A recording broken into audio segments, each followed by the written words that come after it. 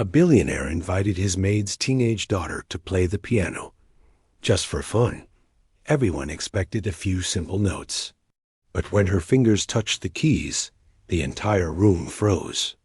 Conversation stopped, glasses paused mid-air, and even the billionaire himself couldn't believe what he was hearing. What happened next would take a girl from a tiny apartment to the world's grandest stages.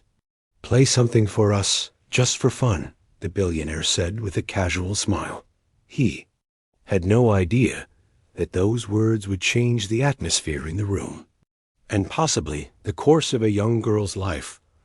It was a warm Saturday afternoon in the Whitmore estate, a sprawling mansion with polished marble floors, towering crystal chandeliers, and floor-to-ceiling windows that opened onto a garden big enough to be its own park.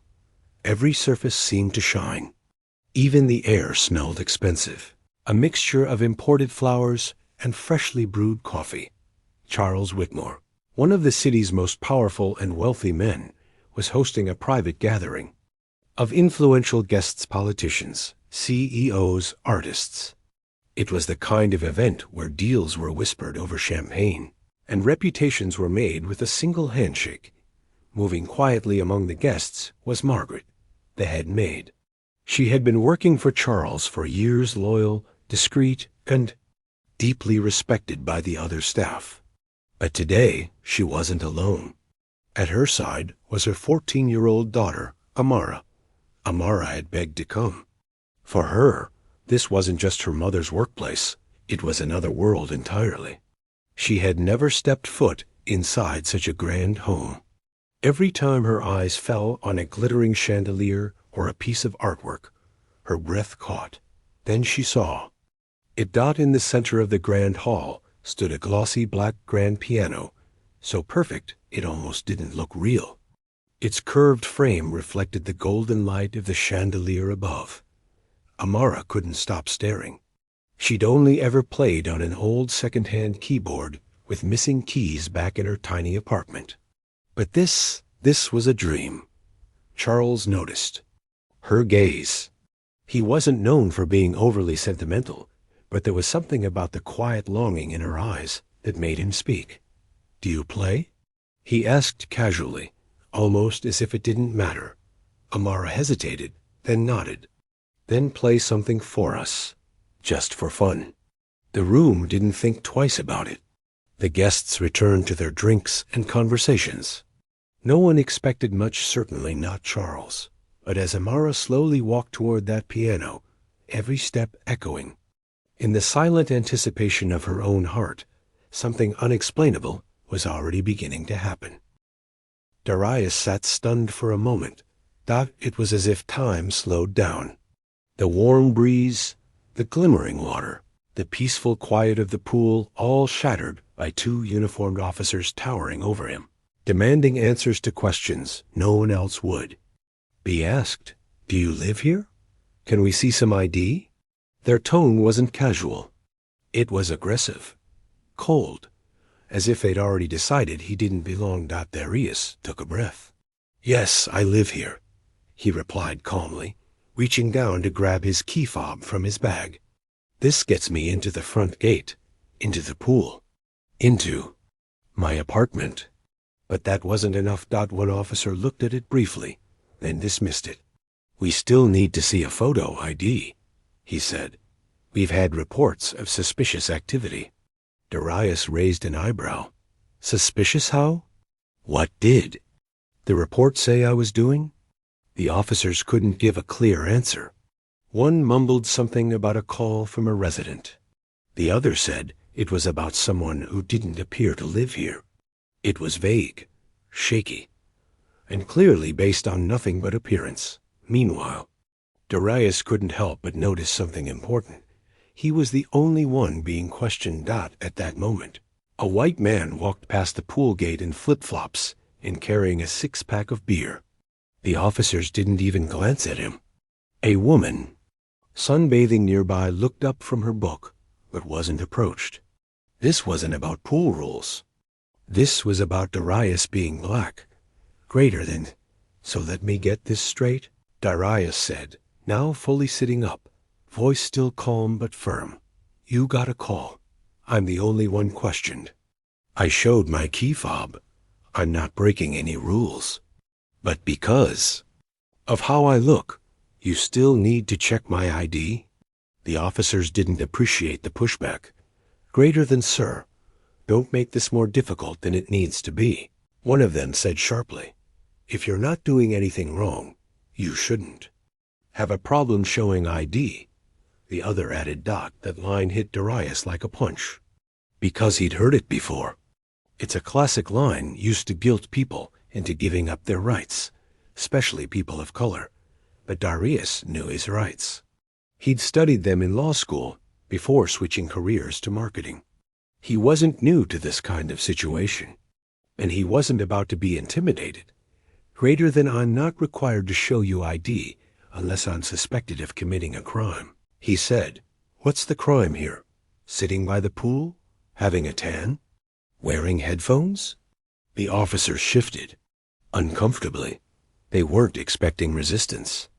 They weren't expecting an educated man who knew the law, kept his cool, and wasn't afraid to speak up.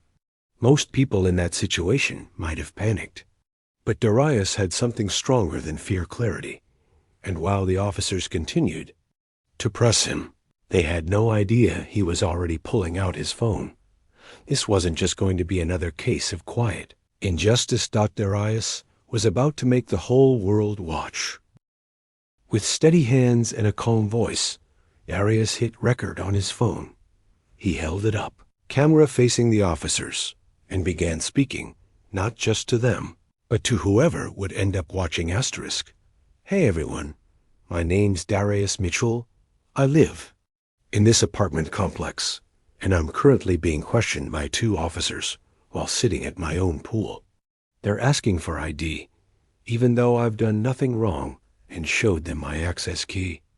At first, the officers tried to pretend like nothing had changed, but you could see the shift in their posture. They were on camera now, and suddenly, every word mattered. One officer tried to turn slightly, avoiding the lens. Greater than sir, you can't film us without permission, he muttered.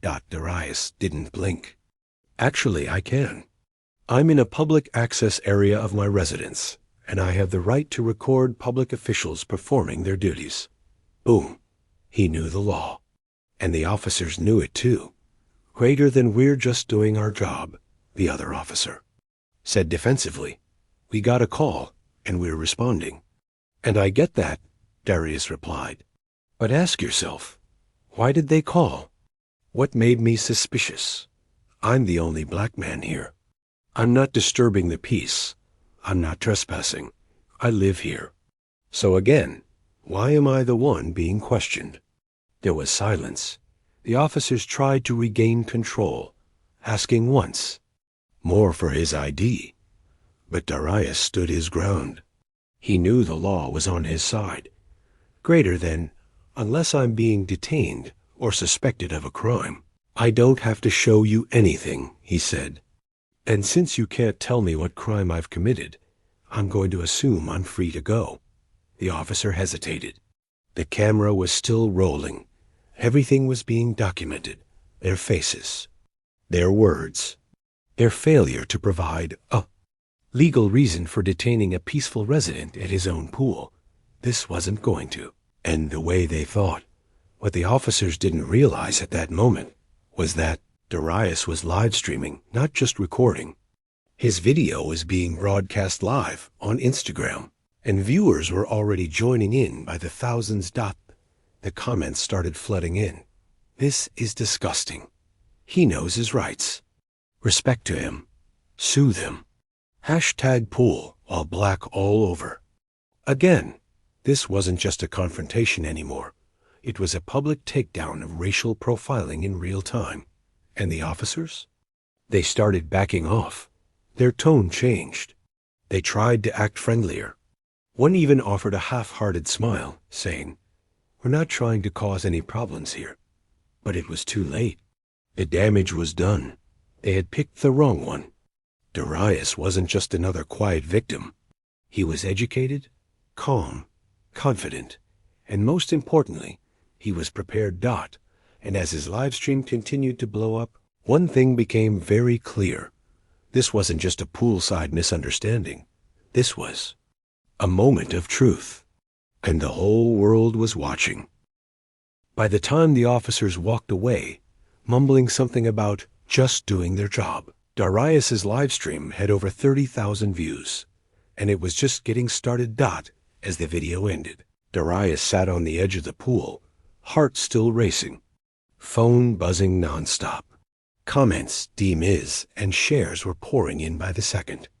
People from all over the country, and even outside the U.S., were reacting with outrage, support, and solidarity. He hadn't planned to go viral. He didn't rehearse any speeches. But the video struck a nerve because it was raw, real, and, sadly, all too familiar. A black man, doing nothing wrong, being confronted simply for existing in a space someone thought he didn't belong in. Within an hour, Twitter, now X, was on fire. The hashtag pool, while black was trending in multiple cities. Activists, lawyers, influencers, and celebrities started sharing the footage. Civil rights groups called it a textbook case of racial profiling. Verified accounts with millions of followers reposted the video with captions like, "This is why we keep filming." This man handled it with grace, power, and intelligence. Imagine being harassed at your own pool. Instagram clips of the confrontation circulated with dramatic background music, commentary, and subtitles. TikTok creators jumped in, stitching the video and explaining Darius's rights to younger audiences. One clip of Darius saying, "Unless I'm suspected of a crime, I don't have to show you anything," was replayed millions of times in just 24 hours. Meanwhile, news outlets began reaching out. Emails flooded his inbox. "We'd like to interview you. Can you confirm your location? Would you be willing to share your side of the story?" From local Atlanta news to national networks like CNN, MSNBC, and even BBC, everyone wanted to talk to Darius. But it wasn't just media attention. Something deeper was happening. People were sharing their own stories that sounded almost exactly like Darius's.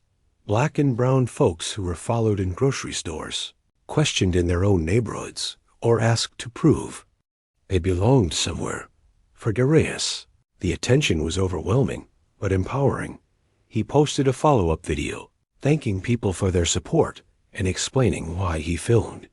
"This wasn't about embarrassing anyone," he said. "It was about protecting myself and showing what still happens every day in this country. I knew if I didn't record it, they could twist the story. Unlucky I had the knowledge and the calm to handle it, but not everyone does. That's why I had to speak up." That video, too, went viral. What started as a quiet Saturday by the pool had turned into a national conversation about race, power, and the right to simply exist in peace. And Darius? He was no longer just a bystander. In someone else's system, he had become a voice, a symbol, a movement. Darius could have just moved on. He could have taken the viral fame, let the news cycle pass, and returned to his normal life. But that wasn't enough. This wasn't just about him anymore. It was about every person who had been racially profiled. Every person who didn't know their rights. Every person who wasn't lucky enough to have a phone recording when it mattered most. So instead of staying silent, Darius went into action. First, he partnered with a prominent civil rights attorney. Together, they filed a formal complaint against the police department for racial profiling and unlawful harassment. The video evidence was damning clear proof that Darius was targeted based solely on appearance, not behavior. The complaint demanded a full investigation, disciplinary action against the officers involved, and new training policies to prevent similar incidents. But Darius didn't stop there. He also confronted the apartment management.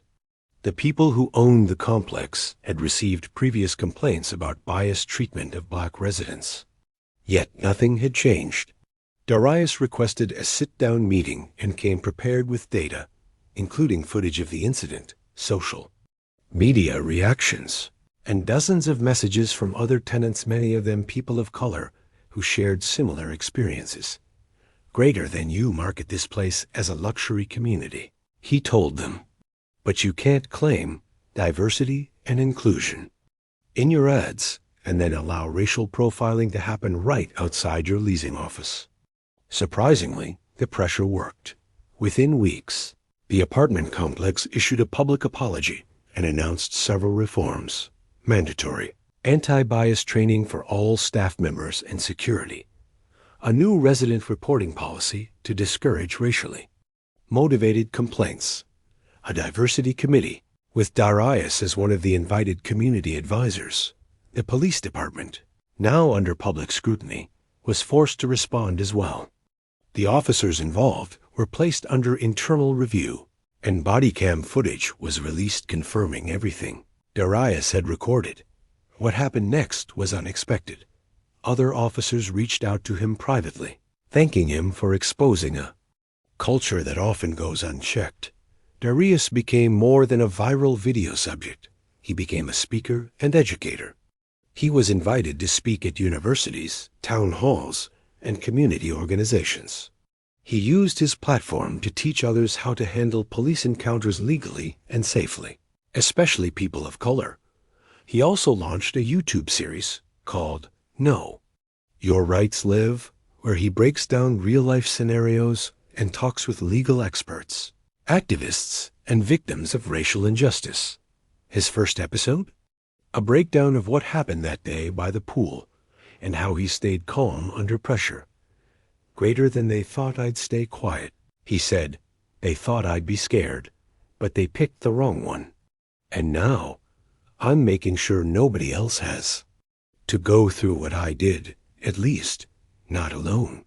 Darius had turned a humiliating, dangerous moment into a powerful movement. And in doing so, he proved one thing: you can't silence someone who knows their truth and knows how to use it. Would you do in his shoes? Would you stay silent? Or would you speak up? Let us know in the comments below. If this story moved you, hit that like button. Subscribe for more real-life stories that expose truth, inspire action, and give power back to the people. Until next time, stay aware, stay strong, and never stop speaking up.